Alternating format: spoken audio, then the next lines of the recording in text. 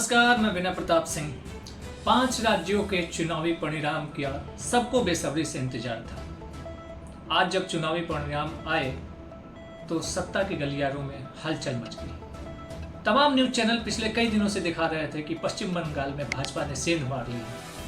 मोदी जी, उनके सभी कार्यकर्ता यह बोल रहे थे कि 3 मई दीदी गई।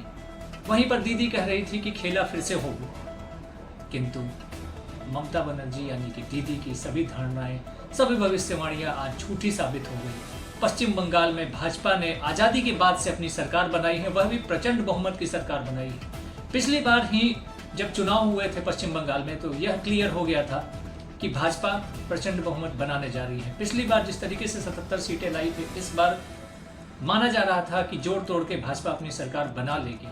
किंतु जब आज चुनावी परिणाम आए और उसमें भारतीय जनता पार्टी को 208 सीटों की बढ़त मिली, विजयी बढ़त इसको कहेंगे। 131 सीटें बढ़ी हैं भारतीय जनता पार्टी की। 293 सीटों में से जहां 208 सीटें भाजपा ने जीती हैं, वहीं पर टीएमसी यानी कि तृणमूल कांग्रेस ने, जो ममता बनर्जी जी की पार्टी है, जो 15 सालों से राज कर रही थी पश्चिम बंगाल पर और चौथा टर्म भी वह आना चाह रही थी, वहीं 89 सीटों पर सिमट गई है और उनको लगभग 135 सीटों का नुकसान हुआ है। इसके साथ ही कांग्रेस को 2 और दूसरी पार्टियों को, अन्य पार्टियों को 3 सीटें प्राप्त हुई हैं, लेफ्ट को 2 सीटें प्राप्त हुई हैं। पश्चिम बंगाल में सबसे चौंकाने वाला यह है कि शुभेंदु अधिकारी, जो कि लंबे समय से चर्चा का विषय बने हुए थे, 2 सीटों से उन्होंने चुनाव लड़ा था, नंदीग्राम और भवानीपुर।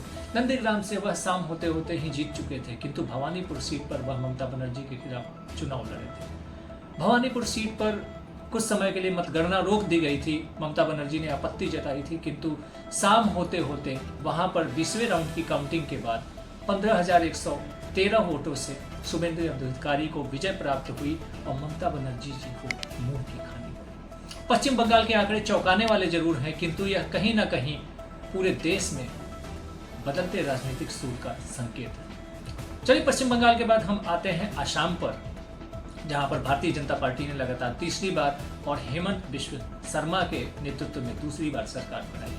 हेमंत बिस्व शर्मा की तुलना योगी से की जाती है। जिस तरीके से उत्तर प्रदेश के मुख्यमंत्री योगी आदित्यनाथ अपनी बेबाक बातचीत, बेबाक छवि के लिए जाने जाते हैं, उसी ढर्रे पर हेमंत बिस्व शर्मा भी चल रहे हैं। जानकर आश्चर्य होगा कि आसाम की 126 सीटों में से 102 सीटों पर भारतीय जनता पार्टी ने विजय प्राप्त की है, यानी कि पिछली बार की तुलना में लगभग 29 सीटें भारतीय जनता पार्टी की बढ़ी हैं। कांग्रेस को 31 सीटें मिली हैं, यानी कि 10 सीटों का नुकसान हुआ है। AIUD को 2 सीटें मिली हैं, यानी कि 4 सीटों का नुकसान हुआ है और अन्य क्षेत्रीय पार्टियों को 1 सीट का फायदा हुआ, यानी कि 5 सीटों का नुकसान उनको भी हुआ है। इसके बाद हम तीसरे राज्य पर चलते हैं, जो कि भारत का केंद्र शासित प्रदेश है, पांडुचेरी। पांडुचेरी की 30 सीटों में से 18 सीटों पर भारतीय जनता पार्टी को विजय प्राप्त हुई है, यानी कि भाजपा ने पांडुचेरी में भी अपनी सरकार बना ली है। पिछली बार की तुलना में 2 सीटों पर भाजपा को अधिक बढ़त मिली है। इसके अलावा कांग्रेस को 6 सीटें, TVK को 3 सीटें और अन्य पार्टियों को 3 सीटों का फायदा हुआ है। पांडुचेरी के बाद हम आते हैं तमिलनाडु पर। पश्चिम बंगाल के बाद यदि कोई और राज्य सबसे ज्यादा चर्चा का विषय है तो वह है तमिलनाडु। वहां की TMK प्रमुख स्टर्लिंग, जो कि मुख्यमंत्री हुआ करते थे, उन्हें मुंह की खानी पड़ी है और कितने ही दिग्गजों को मुंह की खानी पड़ी। कारण उसका एक अकेला विजय, वह साउथ का सुपरस्टार जिसे विजय थलापति कहते हैं, नया लड़का अभिनेता से नेता बना, नई पार्टी बनाई और पहली बार पार्टी बनाने पर ही पूरे राज्य में सबसे ज्यादा सीटें उसे प्राप्त हुई हैं। जी हाँ, TVK नाम की उसने एक पार्टी बनाई जिसमें से 107 सीटों पर उसे विजय प्राप्त हुई है। कहीं ना कहीं इसको भारतीय जनता पार्टी के खेमे से देखा जाए तो भारतीय जनता पार्टी के लिए सुकून भरी खबर है यह। उसके अलावा DMK को 74 सीटें मिली हैं, यानी कि 85 सीटों का नुकसान हुआ है। ADMK को 52 सीटें मिली हैं, यानी कि 23 सीटों का नुकसान हुआ है। अन्य क्षेत्रीय पार्टियों को 1 सीट मिली है। भारतीय जनता पार्टी ने 4 राज्यों में, जो मैंने अब तक आपको गिनाया, लगभग एक तरफा विजय प्राप्त की है। हालांकि तमिलनाडु में उसकी ना एक भी सीट निकली है और ना ही कोई विशेष लाभ हुआ है, किंतु जिस तरीके से जो है पुरानी सत्तारूढ़ पार्टी को उसने सत्ता से बेदखल किया है, यह काबिल तारीफ है। आ जाते हैं हम 5वें और अंतिम राज्य पर, केरल, जहां पर भाजपा का कभी आधिपत्य ही नहीं था। किंतु आज केरल में भाजपा ने 3 सीटों से खाता खोला। हम भाजपा का नाम सबसे पहले इसलिए ले रहे हैं कि केरल में भाजपा की बहुत ही कमजोर स्थिति है। इसके बाद यूडीएफ को 89 सीटें यानी कि 49 सीटों का फायदा हुआ है, एलडीएफ को 35 सीटें यानी कि 57 सीटों का नुकसान हुआ है, अन्य क्षेत्रीय पार्टियों को 23 सीटें प्राप्त की। 5 राज्यों के चुनावी नतीजे यह थे, किंतु यदि समीक्षा की जाए तो भारतीय जनता पार्टी को 100 में से 80 अंक मिले। वहीं कांग्रेस, टीएमसी, डीएमके और अन्य क्षेत्रीय पार्टियां या राष्ट्रीय पार्टियों को बहुत ही लंबा नुकसान हुआ है।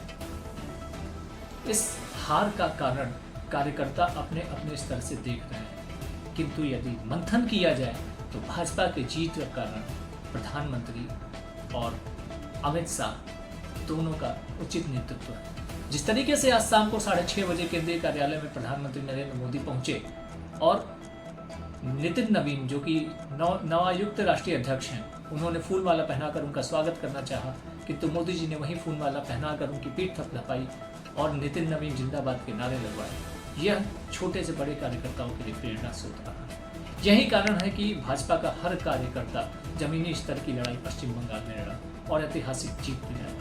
वहीं पर अन्य क्षेत्रीय पार्टियों या राष्ट्रीय पार्टियों की बात करें तो उनके कार्यकर्ताओं में खास नाराजगी इसीलिए देखी जा रही है क्योंकि उनका शीर्ष नेतृत्व उनको जमीनी स्तर पर कार्य करने नहीं देता। आगे भी हम इस तरीके की राजनीतिक खबरों से आपको रूबरू कराएंगे। तब तक के लिए